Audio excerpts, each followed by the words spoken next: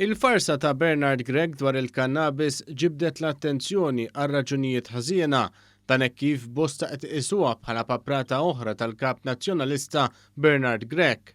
Fil-fatt l-editorjal tal-Gazzetta de Malta Independent ta' tnejn iddeskrivit hekk id-deċiżjoni tal-Grupp Parlamentari Nazzjonalista.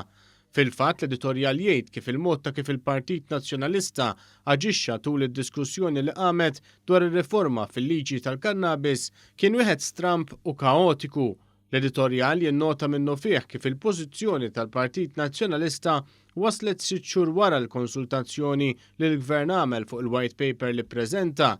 Hawnhekk l-artiklu jfakkar ukoll fid-dikjarazzjonijiet deskritti bħala strambi li kien għamel Bernard Gregg meta der ma jafx li l-Gvern ippreżenta White Paper. Mhux kif għamel dak Gvern rigward il-kannabis laqqas White Paper ma ħareġ. Il-Gazzetta komplet tinnota kif wara 6 xhur jgħid li l-Partit Nazzjonalista qed jieħu żmien tiegħu biex jifforma l-pożizzjoni, wieħed kien jistenna ftit aktar minn stqarrija ta' 214 il-kelma ibbażata fuq idea li llum ilha żmien li ġiet imxejna għal kollox.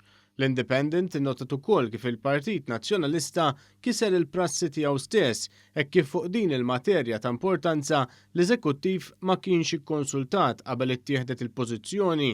Hawnhekk l-editorjal jgħid kif din hija turija ċara ta' kemm il-Partit Nazzjonalista lanqas fih danu mhu kapaċi jikkonsulta u għalhekk titfa' dubji serji fuq kemm għamel konsultazzjoni mal-partijiet interessati minn barra l-partit.